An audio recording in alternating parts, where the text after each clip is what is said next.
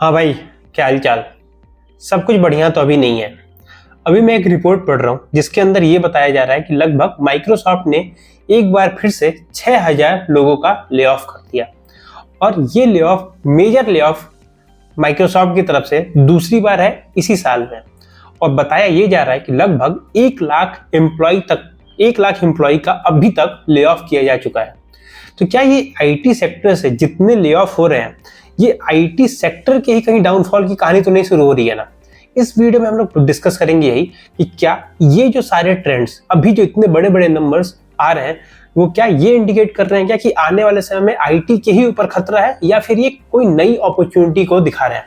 अभी के लिए आप वीडियो में बने रहिए। इंट्रो के बाद से डिस्कस करते हैं आगे की चीजों को और समझते हैं कि ये पूरी जो अभी सिनेरियो चल रहे हैं उसका एक्चुअल मतलब क्या है और आपके और मेरे जीवन पे ये डायरेक्टली कैसे इंपैक्ट करेगा।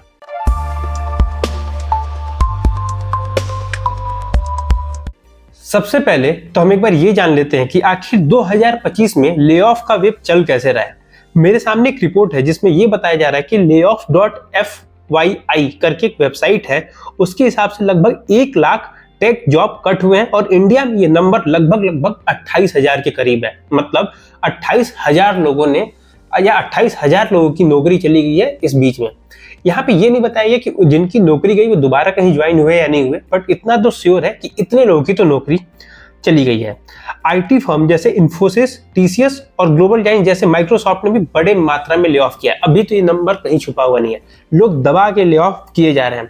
सबसे बड़ी जो दिक्कत है वो ये है कि अभी मैंने कुछ दिन पहले ये वीडियो बनाया था जिसमें हमने आई थिंक 6000 लोगों के ले ऑफ होने की बात की थी माइक्रोसॉफ्ट में। अभी जो नंबर आया है वो नंबर और बढ़ा है और वो नंबर है लगभग 9100 लोगों का, लगभग 9100 लोगों का, जिसके अंदर एक्सबॉक्स के गेमिंग यूनिट से और बहुत सारे अदर रोल से भी जॉब कट किए गए हैं। वहीं पे अगर हम बात करें इंडियन आईटी, तो इन्फोसिस और टीसीएस ने फाइनेंशियल ईयर 2023-2024 में 71,285 एम्प्लॉइज का ले ऑफ किया है और साइलेंट ले ऑफ में लगभग 20,000 लोगों की जॉब गई है।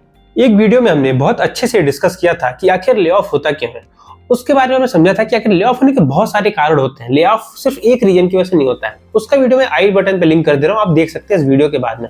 अभी हम समझते हैं कि अभी ये जो ले ऑफ हो रहे हैं उसके मेन रीजन क्या है। अभी सबसे बड़ा तो मेन रीजन एक ही चीज है, उसका नाम है क्या, एआई और ऑटोमेशन। अभी सबका मानना यह है कि जो भी काम रिपीटेड है, मोनोटोनस है, वो अभी इंसान नहीं करेगा। इंसान सिर्फ वो काम करेगा जो क्रिएटिव है या जो एआई की अभी कैपेबिलिटी से एक लेवल ऊपर है। ये है सबसे बड़ा रीजन।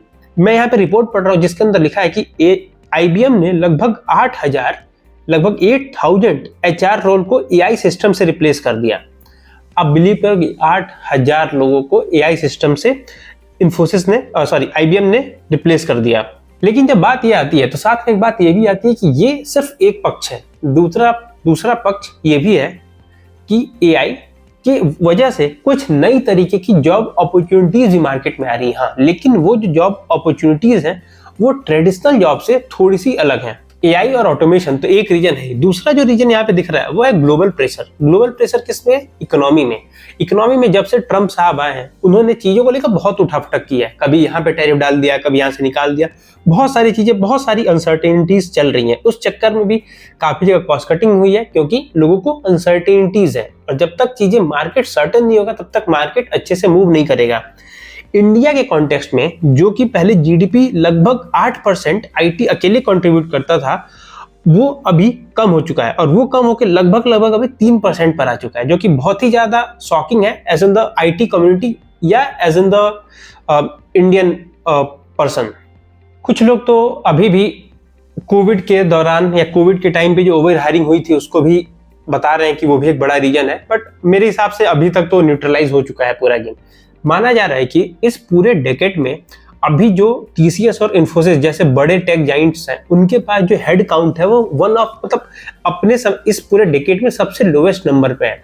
तो ये भी हमें एक तरफ का साइन तो दे रहा है कि not IT but as in the market अभी वो कॉन्फिडेंस नहीं है चीजों में, इसीलिए सारी चीजें एक तरह से डिक्लाइन की तरफ ही जा रही है। अब आती है सबसे बड़ी बात कि क्या इस सारे चक्करों में हमें ये समझ लेना चाहिए क्या अब हमें ये मान लेना चाहिए कि जो आईटी कंपनी है, जो आईटी सेक्टर वही फॉल हो रहा है? तो इसका रीजन बहुत मिला जुला है और अभी के हिसाब से कोई ये प्रेडिक्ट नहीं कर सकता कि आईटी का होने क्या वाला है।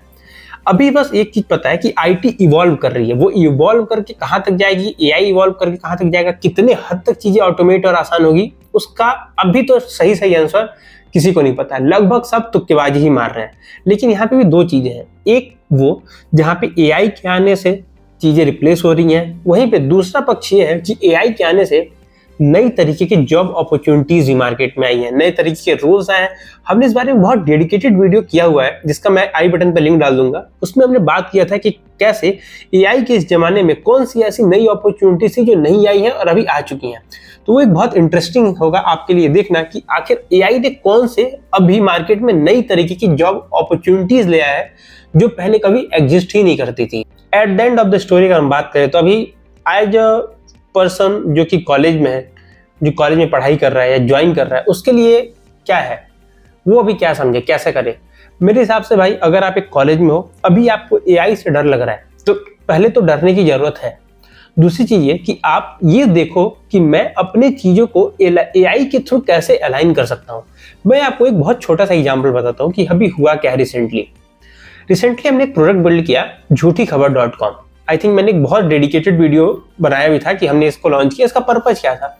इसका पर्पज ये है कि जितने भी मार्केट में ऑथेंटिक फेक न्यूज है उसको हम बता पाए कि भाई ये फेक न्यूज है, इससे आपको बच के रहना है। ठीक है, आप सोचोगे कि यार एज अ टेक कंपनी हमारे पास कहाँ से एक्सपर्ट आएंगे जो खबरें लिखेंगे, क्योंकि खबर लिखना एक एक्सपर्टीज का काम है, क्योंकि आपको उस तरीके से लिखना होता है।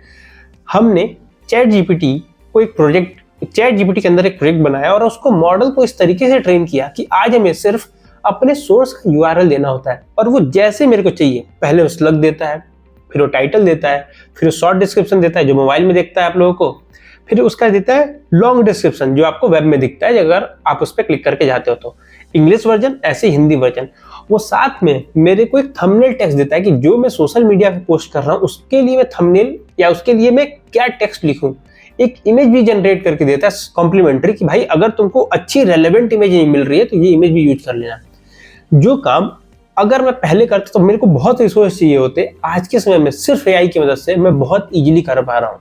तो ये चीजें हमें समझने की जरूरत है कि एआई आपको रिप्लेस करने आया कि नहीं आया नहीं पता, लेकिन एआई आपकी मदद करने तो जरूर आया है। बस आपको देखना उस तरीके से है कि मैं एआई का कैसे ज्यादा से ज्यादा अच्छे से अच्छे तरीके से हेल्प ले पाऊं और अपने लिए उसको यूटिलाइज कर पाऊं।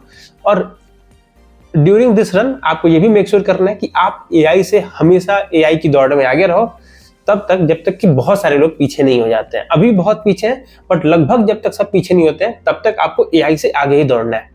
अभी के लिए आप क्या सोचते हो, आप किस जगह पे हो, आपका पूरा टेक क्या है, सब कुछ आप बता सकते हो कमेंट बॉक्स में, वहां पे करते हैं एक हेल्दी डिस्कशन। अभी के लिए इस वीडियो में इतना ही। चैनल को सब्सक्राइब कर लो, वीडियो को लाइक करके कमेंट तो करना ही है। मिलते हैं नेक्स्ट वीडियो में, और ये वीडियो उनको शेयर कर दो जो अभी भी आईटी सेक्टर को लेके थोड़ा डाउट में है कि भाई होने क्या वाला है।